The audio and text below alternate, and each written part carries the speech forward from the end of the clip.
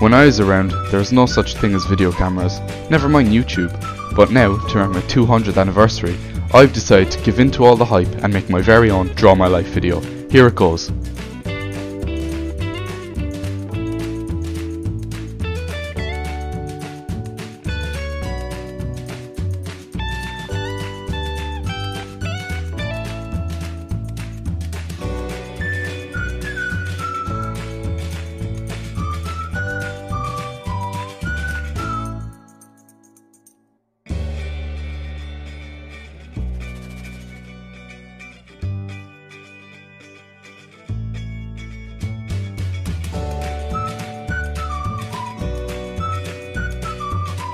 It all began on November 2nd, 1815. I was born in Lincoln, in Lincolnshire, a city known for its castle and cathedral.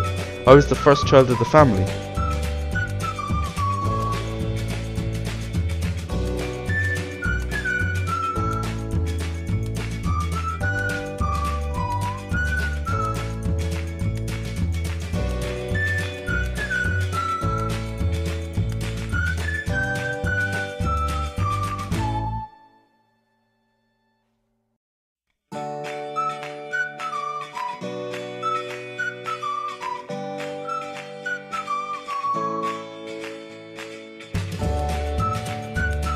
My parents soon followed up with my three siblings, Mary Ann, William and Charles.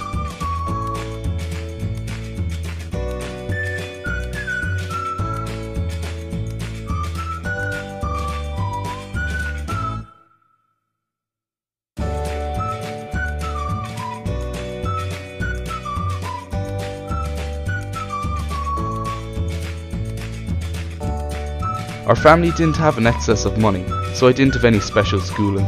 I had my basic primary school education and some teaching from my father, but that was about it. Although I always did seem to be ahead of the other students, I was just committed to languages and maths.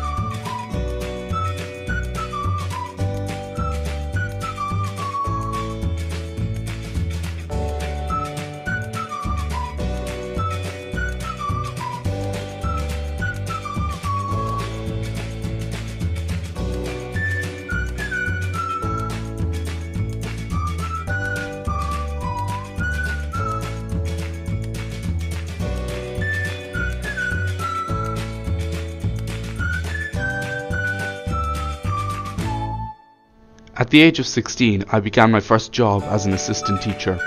I soon realised this job just wasn't paying me enough to provide for the family, so I took a big risk and decided to open up my own school in 1834. Thankfully, this was a success, and a few years after that I opened up my own boarding school as well.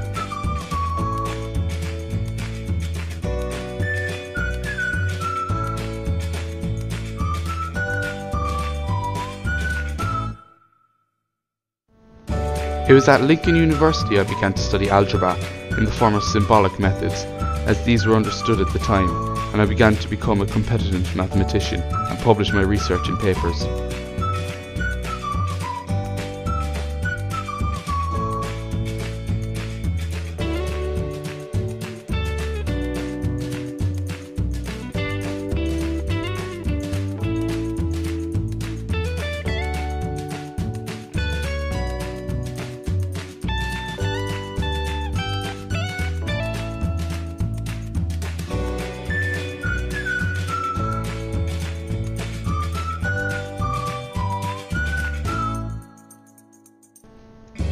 I moved to Ireland in 1849, to the great county of Cork.